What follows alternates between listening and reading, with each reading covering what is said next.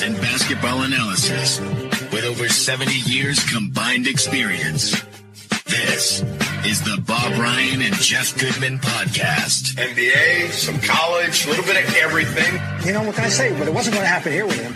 It's time for the Bob Ryan, Jeff Goodman, Tanguay along for the ride podcast right here on CLNS Media, the CLNS Media Network. Show is brought to you by PrizePicks, North America's #1 daily fantasy sports app. Download today and use code CLNS to get $50 when you play 5. PrizePicks, run your game. Well, folks, the regular season hasn't started yet, and for the Celtics, there's already some controversy. I'm going to open this up with my opinion, and then I'm going to let you guys go. Very rarely do I become irritable, especially since leaving the media.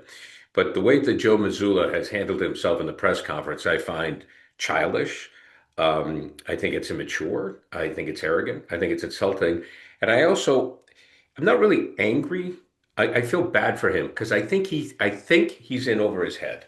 Because generally when someone responds the way he's been responding, it's due to lack of self-confidence. And I'll speak in particular, you guys probably saw the soundbite where they were asked about, playing a 2-on-1, and he said, I've answered that 3,000 times, so forth and so on. And he really read the kid the riot act. And it was totally inexcusable. And then we'll get to the media game in a moment. But I mean, Bob, your thoughts on how he's behaved so far? It's interesting. We're trying to, analyze him, over the course of these 3 years and finding out who this guy is because we knew nothing. The only thing I knew, he played for West Virginia. That's it. I know. That's all I knew. Okay. And I didn't know anything about it. I didn't even know he was from Providence. I knew nothing about him. And next thing you know, he's the coach of the Celtics. Okay. Funny, my take would be almost the opposite. I think he's condescending and arrogant.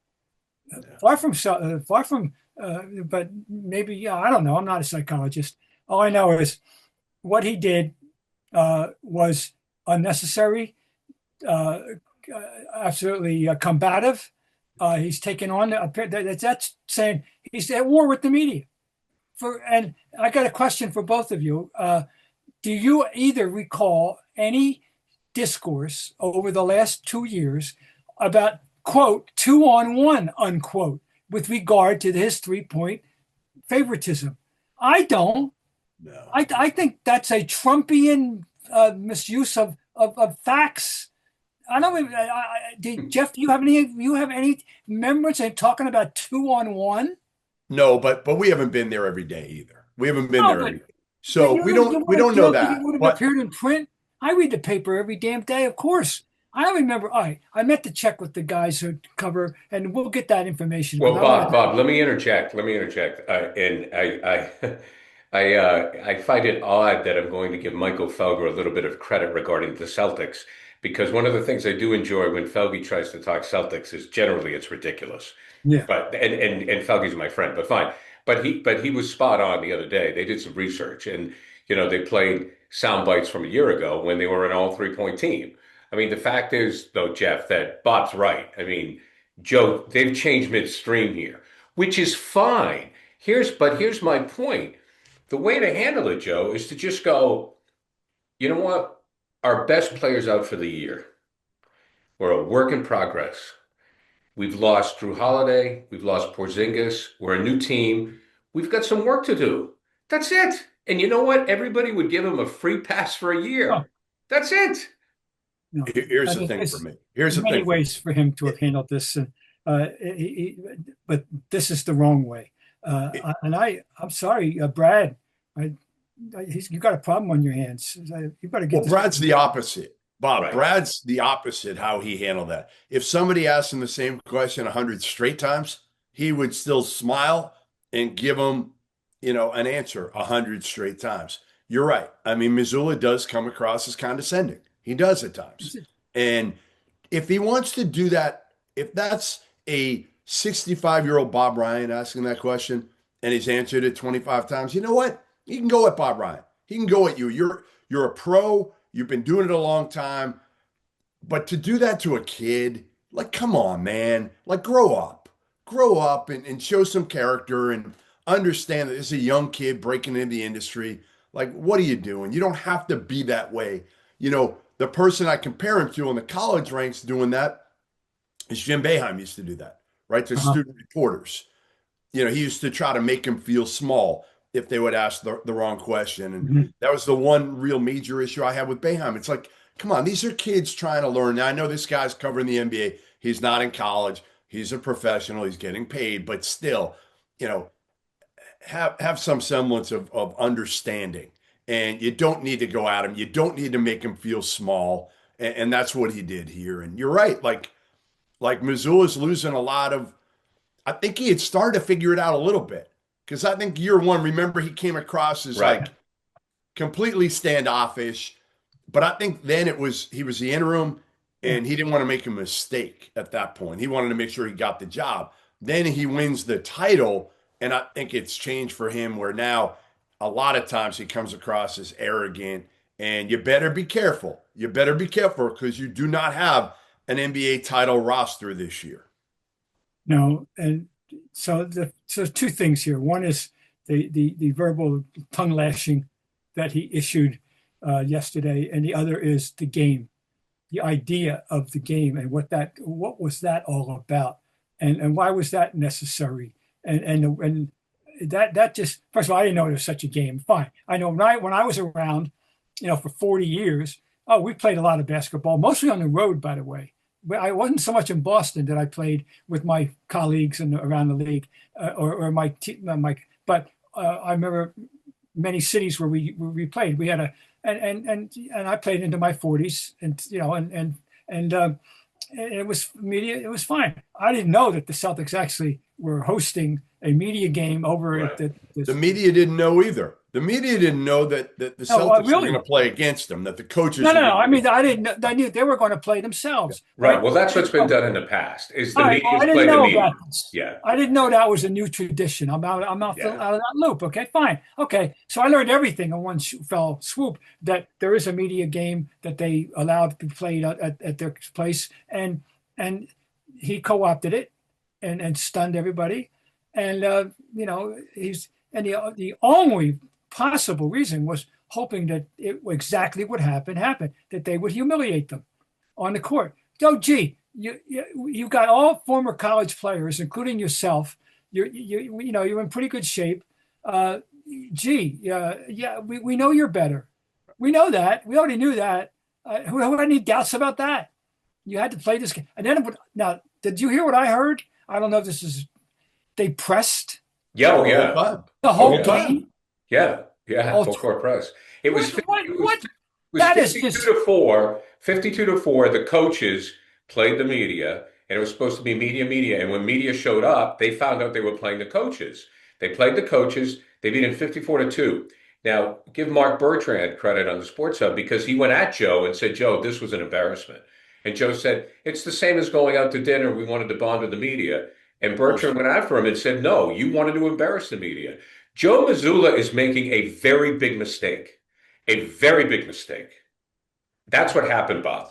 Now, my reaction, among others, was that, okay, Joe, let's see you write a game story on Head Deadline or a column after a playoff game, Right. And have 1 hour to do the whole thing. And let's see you do that, smart guy. You have your area of expertise, and we have ours. And I know they think we have some people think, people who never played, like we never touched the ball, like we never played the game at all. But that's all nonsense. I don't care what sport you're talking about. But, that nonsense. But, they want to play that trump card. What is the point? That's so petty. But I don't even know what's a word that is petty to the 10th degree. I don't know. But, again, if you're playing the game and you're taking it easy on them, whatever, you win, you give them some shots, you let them play, and the final score is 50 to 18. But when you're full court pressing the entire game, that's complete BS. Or if you want to do, I remember when Belichick did this. The late great Alan Greenberg, our good friend, Belichick took the suburban papers out to dinner once. It wasn't the Globe or the Herald. Really? But he took Alan out, and Alan said, and they talked about everything but football. And I remember Alan telling me Belichick talked about politics, because we know Alan Greenberg was a very smart man. Alan, they talked football. They didn't talk football. They talked economics. They talk politics, I mean, finance, Alan was, so it's like, Bon Jovi, probably. yeah, what's that? Bon Jovi. Bon Jovi. So I get that, but this was simply they just wanted to embarrass the media, and he's making a big mistake because the next thing I want to point out is, and I may be getting ahead of myself. If you just simply said, like I'm repeating myself, look, this year is a work in progress. That's it. He would have a free ride. You have a new owner. They paid $6 billion for the team. If you get into a war with the media, and if things start to go south, there's going to be a fall guy. Now, I know the coach has just re-upped. He signed a new deal. Details have not been released. Mhm. Okay. Yes. Which to me tells me it's not that much money. You got a new owner too. You got a new That's owner. the point, is you got a new owner. Right. So, Wick isn't there to watch this guy. So Joe better be careful, because if he gets into a war with the media and things don't work out when Tatum comes back and he's not the same guy. No, you're going to lose. But he already won. But you got to realize he already won. He went from second row to coaching an NBA title team. So, Joe Mazzulla in his mind, yes, I'm sure he'd love to be coaching for the next 20 years in the league. And this will be a crossover. It's not this year, but next year. Next year when Tatum comes back, I mean, again, I've known Joe a long time. I did not see this coming, guys. I've known him a long, long time, and I'm not around it every day, but I will say I'm very, very surprised that he has taken this approach, and he is not a little bit smarter to play the game with the media, even if he doesn't mean it. There are a lot of coaches that don't have respect for the media. We know that, but they play the game, and Joe really has not done a great job of playing the game. Well, this is where Brad comes in now. Yes. He's got to get involved, behind those closed doors. And he can't be happy with this. I'll be shocked and disappointed if Brad is just going to take this in stride, and recognize it's a major PR faux pas. Well, not only is it a PR faux pas, but like Brad Stevens is a good man. We all know that. Oh. And if you just go back to the scrimmage, there is no way in hell Brad Stevens would condone such an immature, a bully move. No, it's the exact opposite of Brad. That's exact opposite of Brad. Part of all this is Brad is the guy who will never offend anybody, who will treat everybody. I mean, I've seen it. I've seen it at the airport in Indianapolis with people that come up to Brad Stevens. I'm with him sitting at the gate, and anybody will come up to him. The person who gave him coffee, like this dude treats everybody with more respect than you can imagine. And to watch, if you're Brad Stevens, to watch this from Joe Mazzulla, you've got to be cringing. Absolutely. Okay, we'll get back to the show in just a minute. Got to tell you about PrizePicks.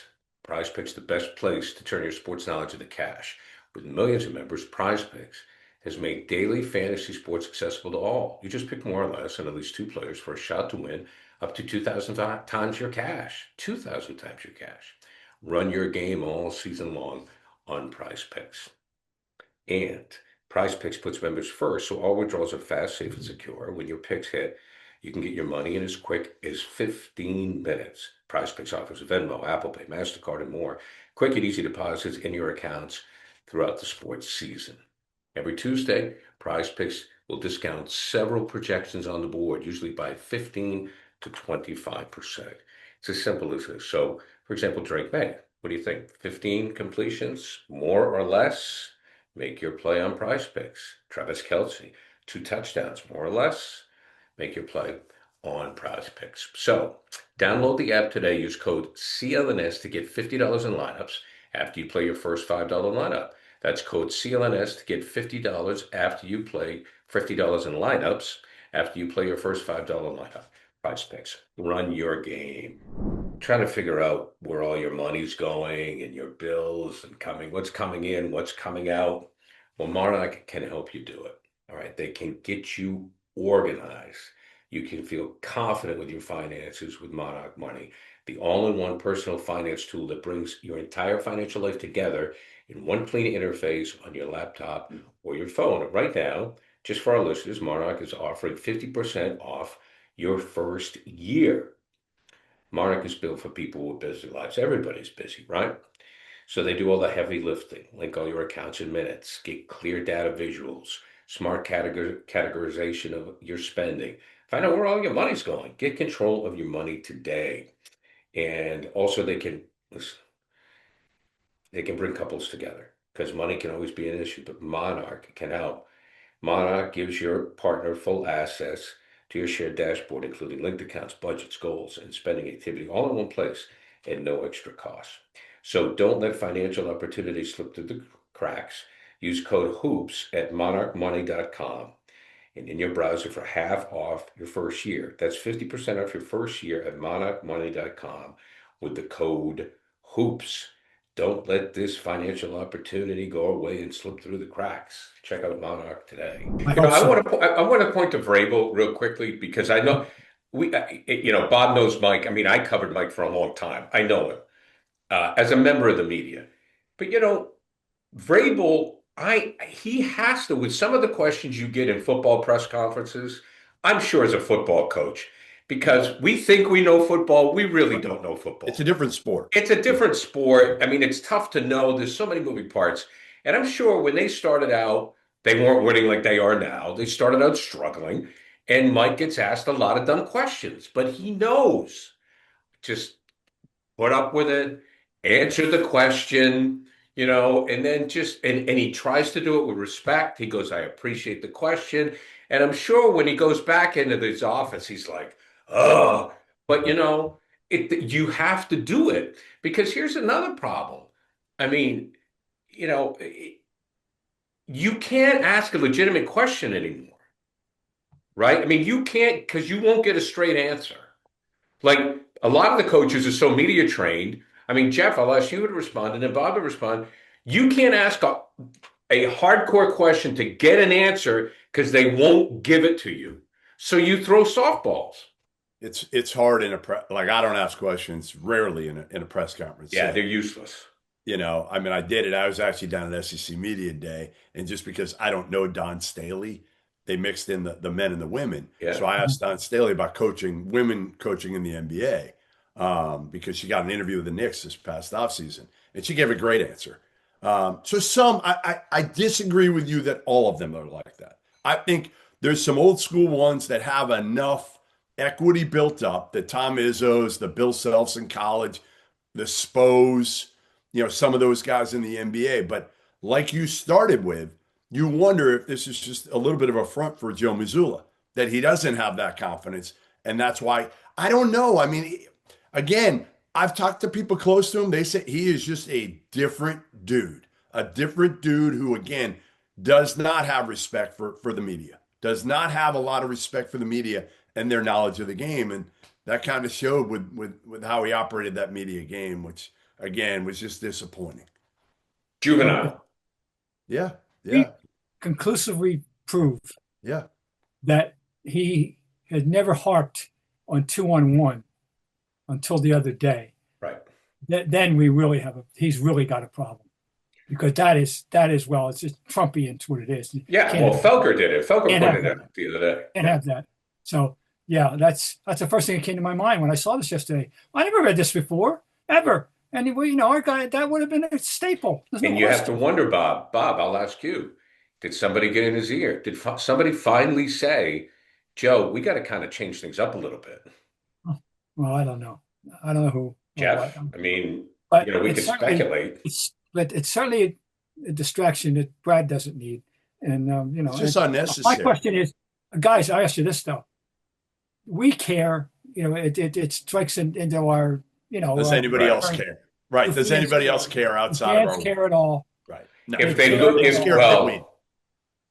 don't, because fans don't like the media in general. Right. It's the media and the fans have it's such a weird relationship. If the Celtics get embarrassed, then the fans will care, and he'll be the fall guy. If he doesn't win, but this year, doesn't he have a complete mulligan this year when you're rolling out a starting lineup of Peyton Pritchard, Chris Boucher, and Neemias Queta. I mean, come on, like I don't care who you are, you're not taking this team deep in the playoffs. Doesn't matter who you are. No, this team is the goal is make the play in. No, the goal is to stink. 500. No, you've got it all wrong, Bob. The goal is to stink at the highest level. All right, I That's know the goal. I don't want to go there yet, Jeff. I can't go there. That's Well, the goal. let's talk about Bob, but let's talk about his coaching. Because I started to think about this. Right. And let's go back to the championship season. Okay, obviously his first season, he gets thrown into a situation that's a no-win, right? That's a no-win situation. So they go into the championship season, and Jeff, everybody was hurt. I mean, everybody was hurt. So the Celtics did have a clear path, right? That's fair. I don't know how much coaching led into that. Then we go into that last season, and Tatum getting hurt let him off the hook. Did he coach the Celtics out of the postseason? I don't think it let him off the hook. I don't. I mean, they were going to lose anyway. Yeah. They were down. I thought that series was over before Jason Tatum got hurt. So to me, it was a disappointing season from a roster that was built that was a championship roster. It was the best roster in the NBA. So yes, he did it a couple years ago and did a great job managing egos, right? Taking over and managing egos, which is kind of half the battle in the NBA. But, again, I think there are some people that certainly are looking at him like, hey, you know what? He's done a good job. He brought a title here, so he's playing with house money. And there are other people saying, hey, you know what? He walked into an ideal situation that most guys could not have screwed up. No. I lean more toward the latter in that regard, but I wanted to, I've been out there. As recently as last Sunday, I'm defending him in print. You know that I've defended him on the whole 3-point thing and the idea of his inherent intelligence. Once again, I believe in Brad. I still, it was more because I believed that Brad believed in him. I'm going to believe in him, but so him to, he's now. I'm not saying he's still intelligent, but he's screwed up somehow, more than I ever realized. So it didn't take long for me. You know who he is, Bob? He's kind of like the anti-Doc Rivers in a lot of ways, isn't he? Well, yeah. And how he handles people. Oh, right God. now. Yeah. But Brad swears he's got people skills with the players and with the staff and the organization. And well, he's young, so he can relate to a lot of the players too. But that's part of it. He must right? draw the line with the media. I don't know. Yeah.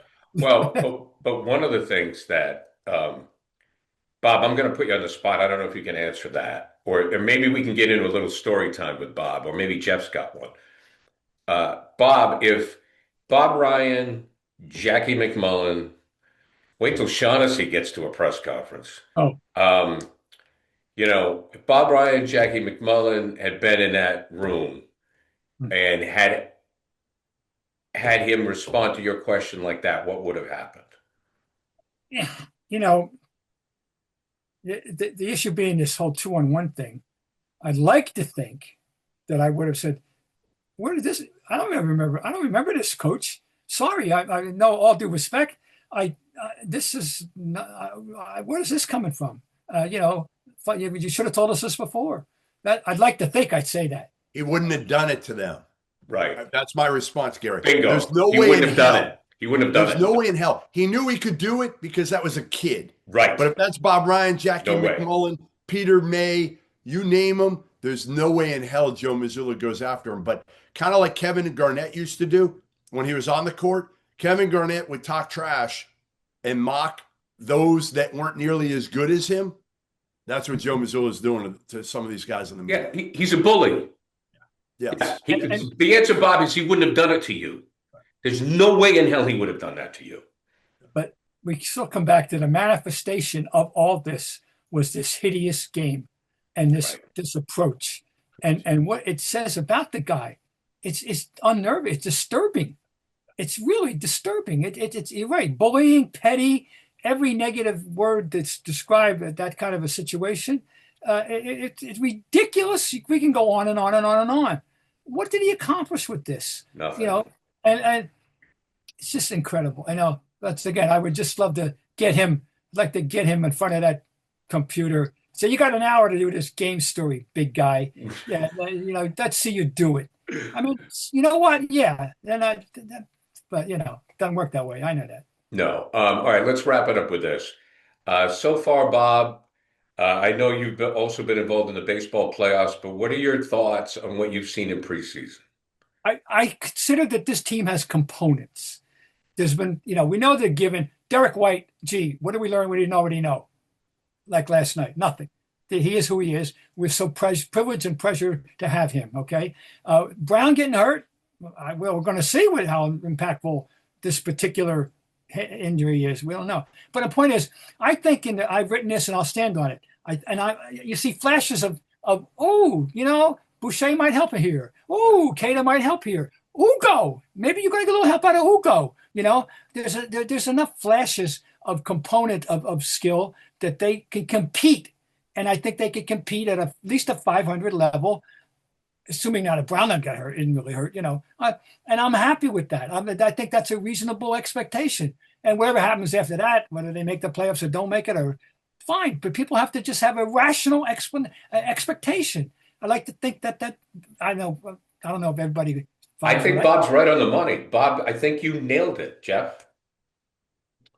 Yeah, I mean, again, you're starting Chris Boucher and Neemias Keita here. Like, what do you expect? I mean, come on. These are both guys that they could easily be out of the league. I mean, legitimately, you can make a case both of them are out of the NBA right now. And so I have no confidence. This team is, as I've said over and over, they're one injury away. They're one injury away from being a bottom 5 team in the NBA. Which, as you said, may not be the worst thing in the world. No, it would be a blessing if that happened. Okay. Not a serious injury. I'm not wishing Derek White or Jaylen Brown at all. But I'm saying one injury that keeps those guys out a month, and then they're dug too deep and they can't get out of it. And then you just say, hey, all that Jason Tatum talk about him coming back. No way. Hey, buddy, take your time. There's no reason whatsoever. Yes, Bob. Let me ask you one question about personnel. Your observation on Simons before and after. Now, what about Simons? I like him. I've always liked him. I think he's talented, but again, I think what they need to do is make sure Simons becomes a guy that has real trade value after this season or at the trade deadline. And the only way to do that is, hey, make him a focal point of this team. Make him a focal point, build up his trade value. This year has to be a year where Brad Stevens looks at it methodically of like, how do we set this franchise up for the next few years? And the best way to do that is increase the trade value of some of these guys and then figure out, and Simons in particular, because he's got some trade value. A lot of the other guys don't, let's face it. But, even Jaylen Brown, let's see what he can do as the number 1 guy. Yeah. Maybe he does well enough that you can move him. You can move him. See, to wrap this up, guys, I just want to say that what could happen with all of this with Joe Mazzulla is if he just said, we're going to be the little engine that could, we're going to play hard, the fans would love it. They know what it is. They would go, they're fun to watch. We know they're not going to win. Their best players out. And we're going to, because we love the underdog. And he could get some points, but he's not playing the cards the right way. Last thing for me, I always say this to college coaches even. A lot of them, if you treat people the right way, in the media, part of it, if you treat the media the right way, generally you're going to get one more extra year. If you don't, the media is going to pile on when things go bad. And when the media piles on, and if it's everybody, generally the fans follow suit. Well, that's what's happening to Belichick. Okay. Coming up later in the week, Bob Ryan, story time with Robert Parrish, who's got his memoirs out. That'll be coming up later. You've been listening to the Bob Ryan, Jeff Goodman, Tanguay Along for the Ride podcast of the CLNS Media Network. The show is brought to you by PrizePicks, North America's #1 daily fantasy sports app. Download today. Use code CLNS to get $50 when you play 5. PrizePicks. Run your game.